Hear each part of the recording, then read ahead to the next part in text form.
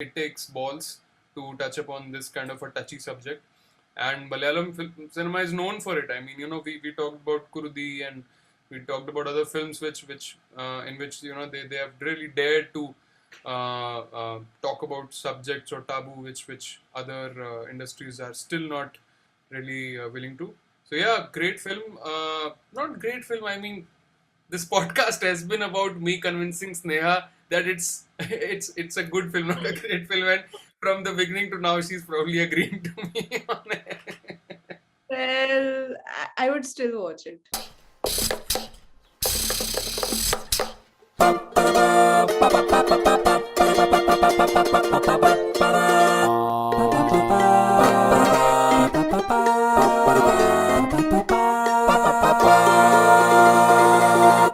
Hello, welcome everyone.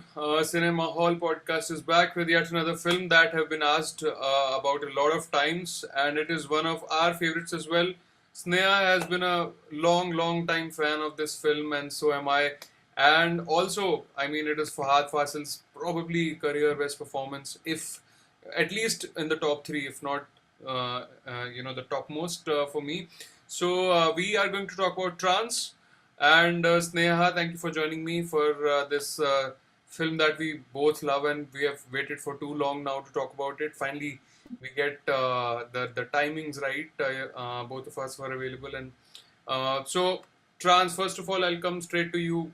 I mean, of course, there's nobody else, so I'll cut to the chase. And so tell me, Fahadh Fasil's extraordinary performance. Do you think the film is also as good as his performance, or did he stand out alone in a okay film?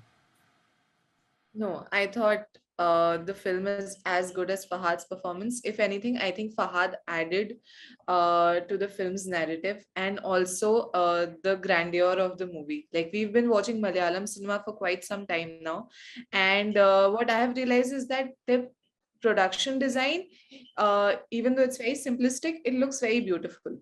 But this was just on another level. It was grand. It was like a proper big budget movie, and it felt like it. And I think Fahad Fasil just complimented, the scale of the movie. His performance complemented the scale of the movie, basically. Okay. I agree that it's one of its kind film, and it can easily be called as a trendsetter in not just Malayalam cinema but in Indian cinema. And but at the same time, it's not everyone's cup of tea. Do you agree? Well, maybe depends on what is your stand about religion and fanaticism, if that's what I can call it. Depends on what your stand is on all of that. Because a story like this, I think, has been done quite a few times now. It, I think, it was how it was made, and also the journey of this one character from becoming a man to a god man and then becoming a man again. So yeah, I think it will be a cup of tea if you like good movies, I think. That's true. I mean, it's got so many things to focus upon. But I just felt that at times it was trying to cover a lot of things at the same time. Like it talked about drug addiction. It talked about mental health as well. When his brother commits suicide, the same way his mother also did that. So how it haunts him for years. So did you think if they would have stuck to just the prime focus that they had on this the whole this fanaticism and the religion angle, the film might have been a tad bit better if they didn't want to you know try out too many things at the same time. Maybe the thing is that I did not really have an issue with it because like mental health as a subject, I feel is not really covered in Indian cinema very often. So whenever any movie or a director decides to show it, it's good. I feel really good about it, and the way they portray it. So I think in this, like they portrayed it in a very sensitive manner. But yeah, I do get what you're saying, that at one point it felt like they were trying to do a lot of things. Yeah. But also I felt that in a way nothing felt out of place. Like the story about mental health, it was very well connected. So yeah, But I did not feel it was out of place. yeah, I mean, it was definitely not out of place, but I just felt that, in the second half, especially, the film somewhere lost its focus because at the interval point, it was so much intriguing. I mean, as an audience, you felt a part of, that whole experience. And when Shobin is having that interview with Fahad, and it was such a high in the film, and then you could only uh, there was so many possibilities after that where the movie could have gone, but I just felt it was a movie of two halves. Like, first half I really thoroughly enjoyed, and in the second half they probably didn't know how to end it, so they themselves were a little bit confused, which area to touch upon, how much time to give to one area, and how to probably give it a very you know a neutral ending, so to say, probably a diplomatic ending. Maybe. And also, I think the only issue for me was that it became a little predictable after a point. Yeah. Because a plot like this, you know where it can go. So, like, I thought with regards to that, it became a little predictable towards the end that it was going to become like a avenge kind of a story after the first half. So yeah, I also agree with this part that the second half was a little slow and also like extremely predictable. That's why my first question was to you whether the film was as good and as extraordinary as Fahad's performance. Because, see, you said the film complimented his performance and he complimented the film. But I felt that actually his performance elevated the film. Otherwise, if it weren't for him, this film might have been lost in the crowd as well. I mean, there are so many films coming out, especially from Kerala now in the last couple of years. So this could easily have been yet another film if it weren't for, Fahad's brilliant, extraordinary performance. I think like of course Fahad's performance is there, but also I think in term like with regards to the production value, this could have made it otherwise also because it was shot very beautifully. The score was amazing. So I think it would have worked otherwise also, but I understand what you're saying that it lagged. Some parts of it were a little haywire. Yeah, and I felt like, at times the creators, the filmmakers, or the writer, they were trying to take like the easy way out, at crucial points. Uh, I mean, something which had a lot of build up, it didn't really end as well for me. Like, I wasn't really satisfied with the second half, especially the way the film resolved, and there was a lot of you know p- plot points which were stretched way too much. Like, the plot between Nazriya and Fahad. I think that was a little bit of a stretch. Didn't you think? No, I like that one because I thought she played a crucial part in his life.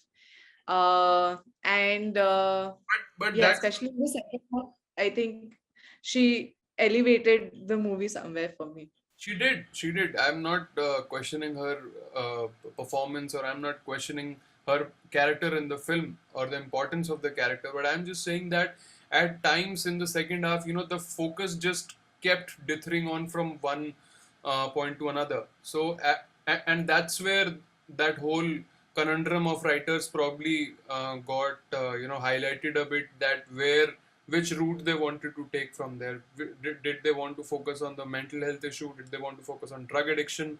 Or did they want to keep moving on the real issue of the film, the fanaticism and the religious superstitions and all? Yeah, no, I agree. And also towards the end, I think somewhere it got lost that even though like eventually he went to the rehab center and everything, but the fanaticism part, I thought a part of it was maybe lost towards the end because it shifted focus on the mental health. So that's why I think I was not nitpicking, because for me mental health is like an equally important issue to be covered in a film. That's why I did not find it like really like bad or something like that. Yeah. I mean, see, even with all those loopholes, probably Trance still is a really good film. I mean, it'll still ruffle a lot of feathers, and it'll still be remembered for a long time. Not just because of the subject it touches upon, but also filmmaking wise. As you said, every department, the be it background score or cinematography, even the colors, like the colors of the Yeah. film are as good as a super deluxe, because Yeah, yeah. you remember very few films based on the color tones, right? And Exactly. And like the name of the movie is Justified. uh, It feels like you're in a state of trance, and with every situation where Viju is in, yeah, like the color tone, the mood, the aesthetics keep changing, and that really elevates the storytelling.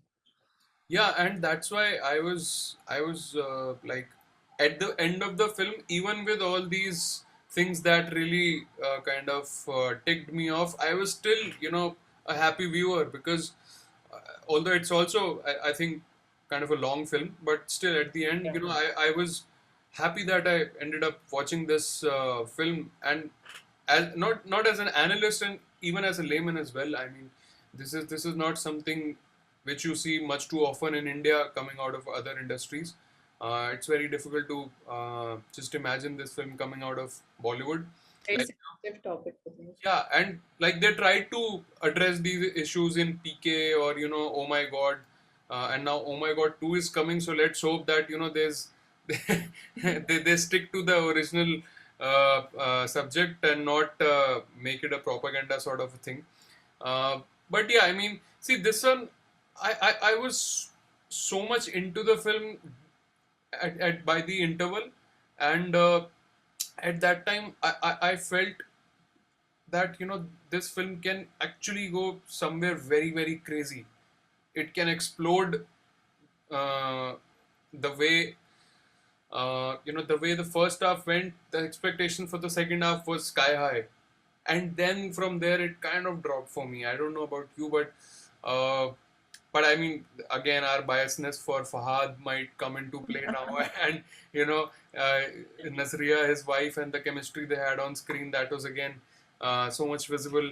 Dilish Pothan, he always kind of surprises us with his acting skills. As good as a director he is, he's also not a bad actor at all. Exactly. I mean, So is like Gautam Menon.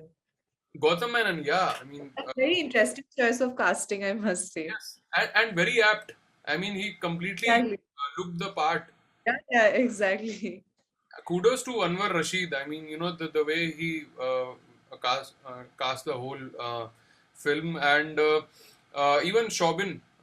He, but He's good. remember, Farhad once in our podcast said, doesn't matter the length of the film, Shobin will always leave a mark. So Exactly. be it Exactly. Kumbalagi Nights, or be it Mahishante Pratikaram, or now Trance, you know, Done. he did his job so honestly and so well. And also special mention to that one character, I'm forgetting the name, whose uh, child actually ends up dying. So at the end, his character and his role was so important in resolving the film. So yeah, I mean, acting wise, I think everyone did really well, but Fahad was some other level in this film. I mean, those एक तो I have noticed that most of the Fahad films will have a scene with him looking in the mirror.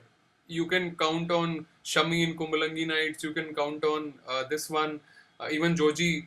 Uh, it has become like his every director's go-to stuff for Fahad Fasil.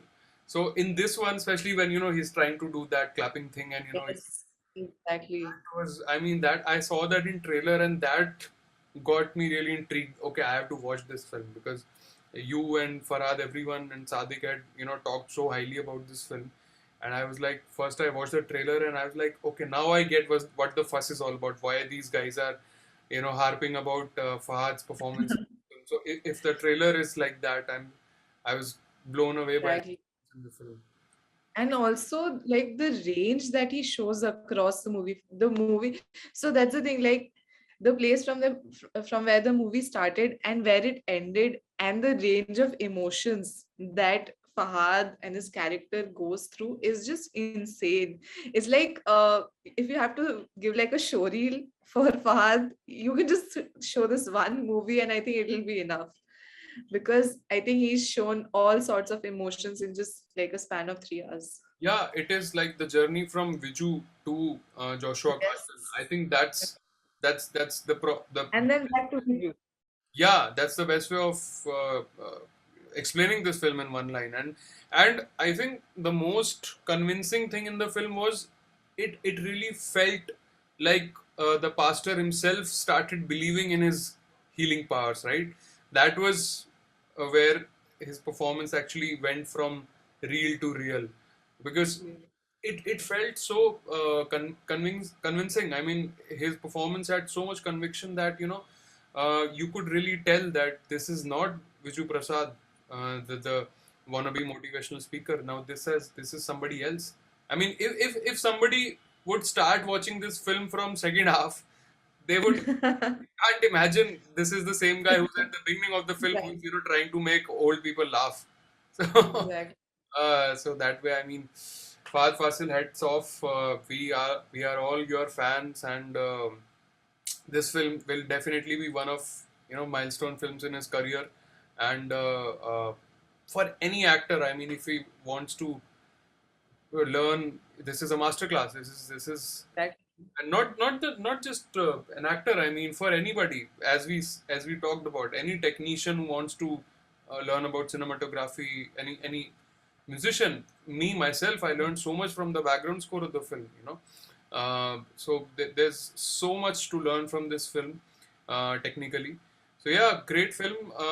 Not great film. I mean, this podcast has been about me convincing Sneha that it's a good film, not a great film. And from the beginning to now, she's probably agreeing to me on it. Well, I would still watch it. I would still go for it. Just, yeah. We watch good films, right? And- Yeah, and that's the thing about like a good movie, that in spite of like a certain flaws, you still go back for it. I've already watched it like thrice. Yeah, I watched it alone. I made my mom watch it and then I watched it again just to, I because the cinematography is very interesting. It's very trippy. Yeah. So I just wanted to experience that again.